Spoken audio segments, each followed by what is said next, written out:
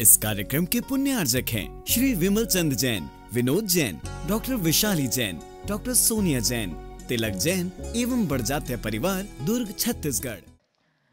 हे राजा श्यांश,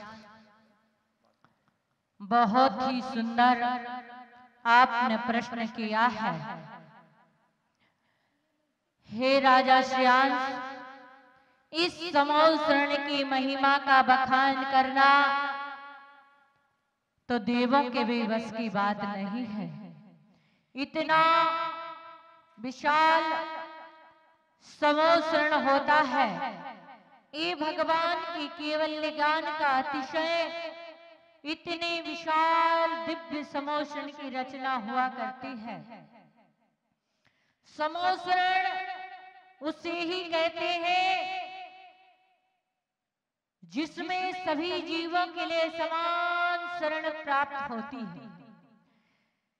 हमारे यहाँ पर तो नीच ऊंच का भेदभाव हुआ करता है, लेकिन समूह शरण में कोई छोटा है, बड़ा है, नीचा है, ऊंचा है, मनुष्य, त्रियंच है, देव है, किसी भी प्रकार का भेदभाव नहीं रहता है। सभी जीव अपने बैर भाव शत्रुता को छोड़ करके इस समूह शरण में भगवान की दिव्य देशना का पान किया करते हैं। भगवान की देशना सर्वांग से खिला करती है। भगवान मुख से नहीं बोलते हैं, वो सर्वांग से बोला करते हैं, क्योंकि जो मुख से बोला जाता है वो असत्य होता है, और जो सर्वांग से बोला जाता है वो संपूर्ण सत्य हुआ करता है। इसलिए जिस सभा में बैठ करके भगवान की देशना खिला करती है, उस सभा का नाम समूह शरण हुआ करता है। इस समूह शरण में चारों दिशाओं में चार माने स्तंभ हुआ करते हैं, जिन चारों माने स्तंभ में चार चार प्रतिमाएं रत्नमयी, हम तो पाषाण की प्रतिमाएं विराजमान करते हैं, लेकिन देवोपनीत रचाया गया ये दिव्य समूह शरण जो सौंदर्येंद्र की आज्ञा से धनपति कुबेर अपने सहचरों के द्वारा इस दिव्य समूह शरण की रचना करता है।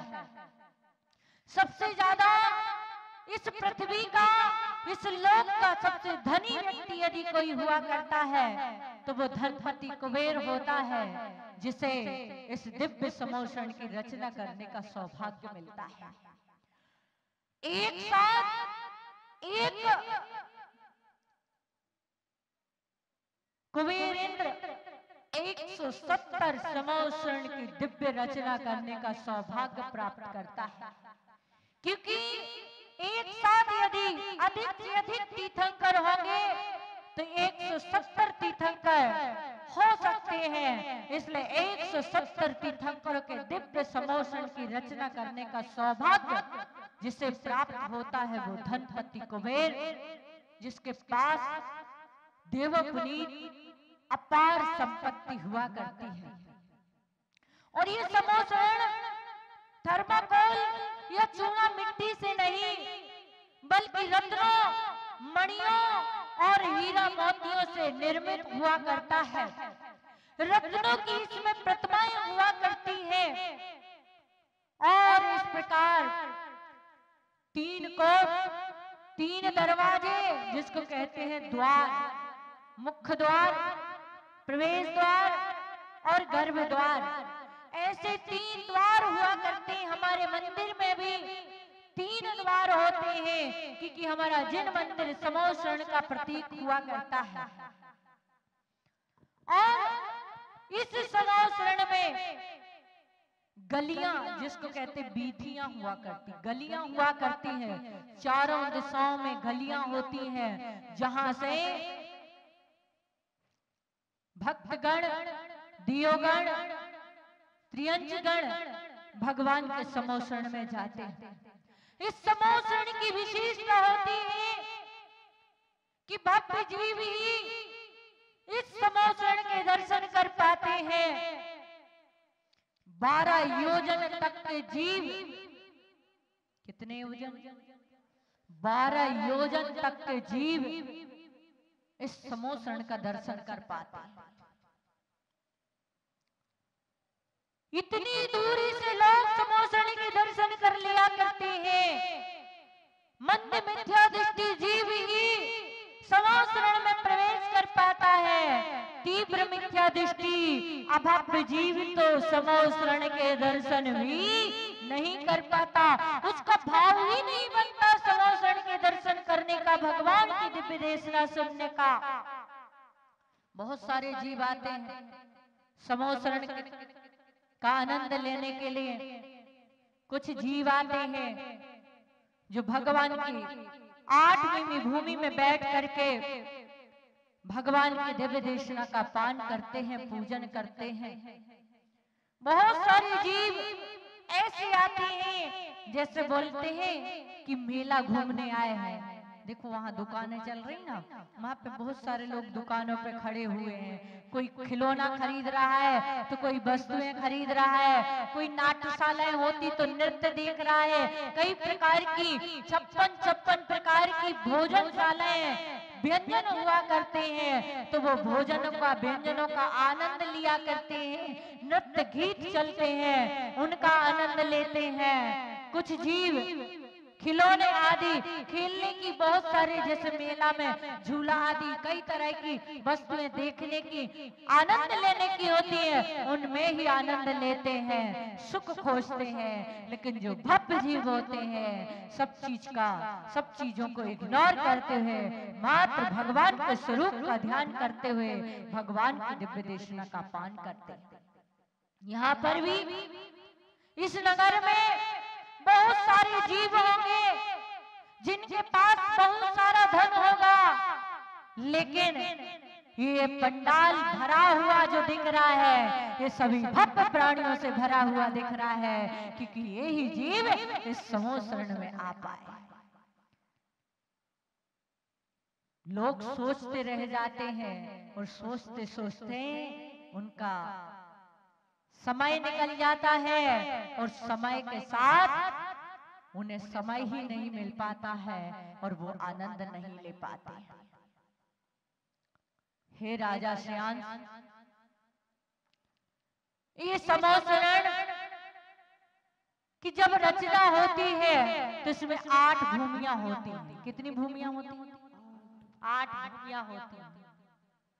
वो 8 भूमि, पहली भूमि होती है चैत्य प्रसाद भूमि, जहां पर चारों दिशाओं में चैत्यालय होते हैं, रत्नों की प्रतिमाएं हुआ करती हैं। जब हम पूरा विधान करेंगे, पूरा विधान पढ़ेंगे तो एक एक वस्तु स्थिति आपको पता चलेगी कि चारों दिशाओं में चैत्यालय हुआ करते हैं। उस भूमि को कहते हैं चैत्य प्रसाद भूमि।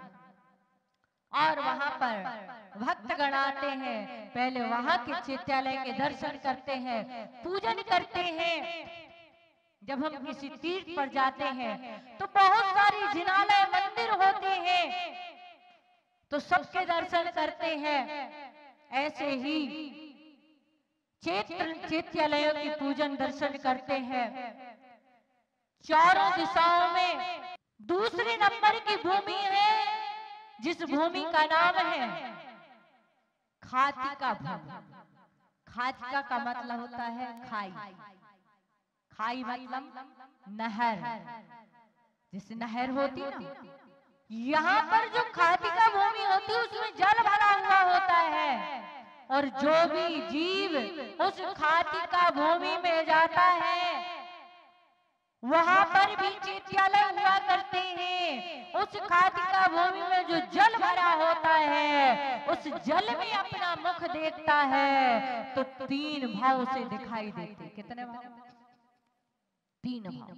पीछे का भाव, वर्तमान का भाव और आगे का भाव, भूत भविष्य और वर्तमान, ऐसे 3 भाव उस जल में दिखाई देते।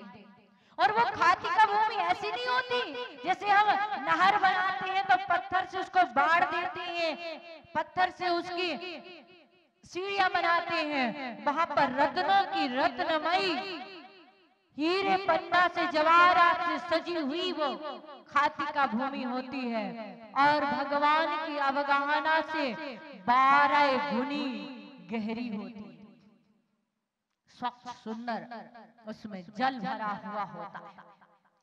तीसरी भूमि होती है लता भूमि, जहां पर लताएं हुआ करती हैं।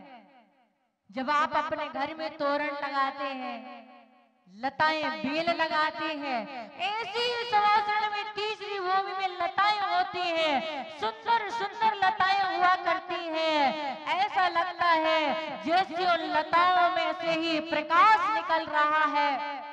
वहां पर भी चैत्यालय होते हैं और वहां पर चैत्यालय की वंदना करते हैं भक्तगण।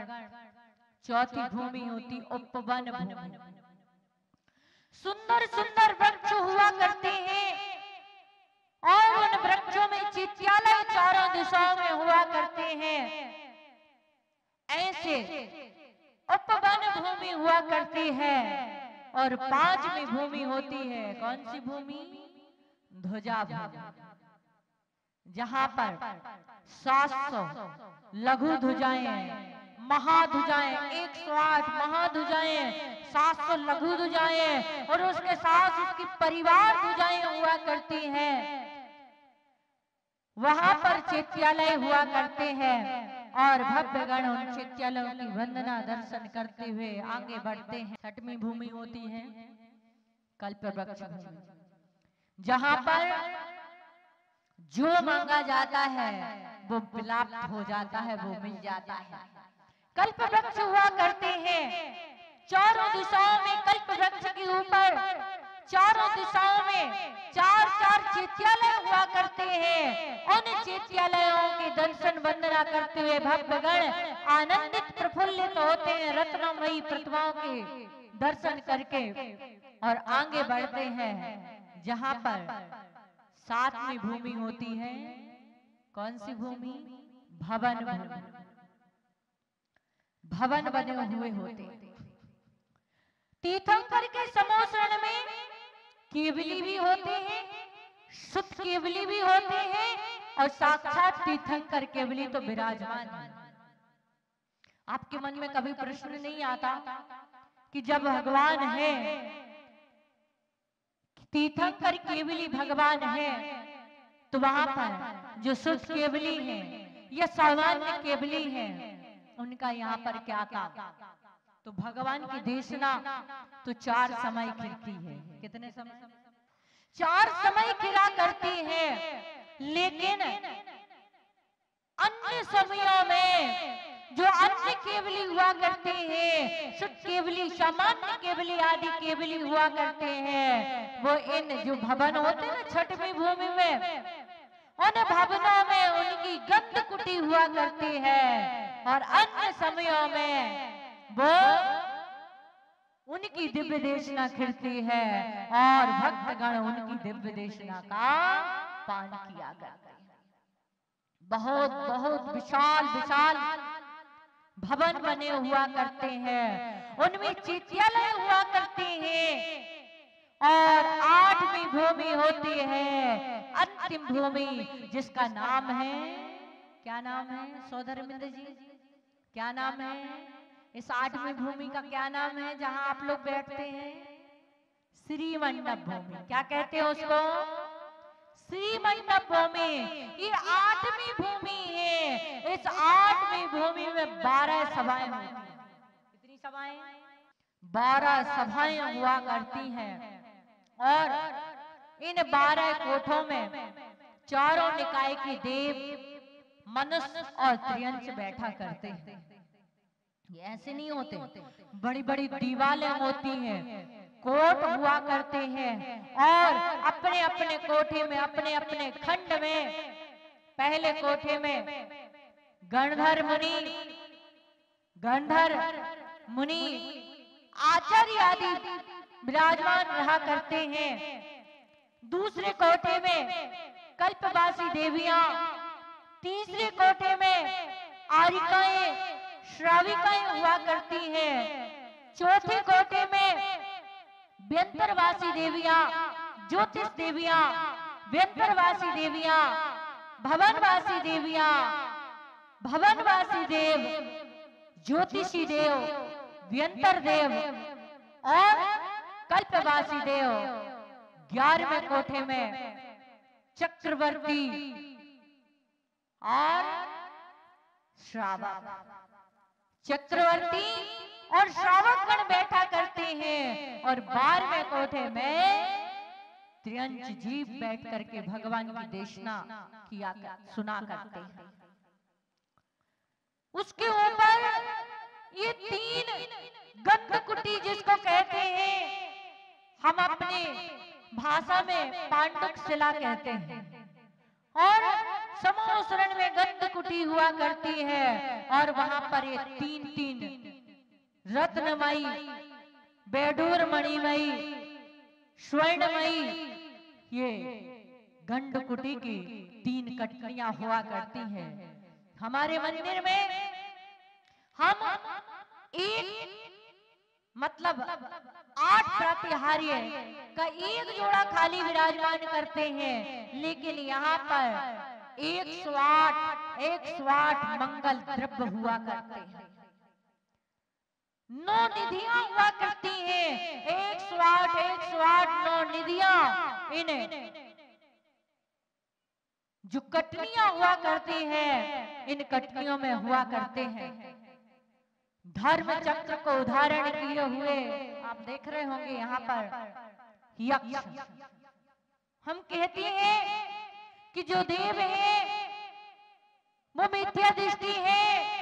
अरे मिथ्या दृष्टि यदि होते तो भगवान के समोसरण में नहीं हुआ करते। जो व्यंतरवासी देव यक्ष जाति का देव होता है, वो भगवान की प्रभावना करते हुए अपने मस्तक पर चारों दिशाओं में 4 यक्ष धर्म चक्र को धारण किए हुए रहते हैं। इस कार्यक्रम के पुण्यार्जक थे श्री विमल चंद जैन, विनोद जैन, डॉक्टर विशाली जैन, डॉक्टर सोनिया जैन, तिलक जैन एवं बड़जात्या परिवार, दुर्ग, छत्तीसगढ़।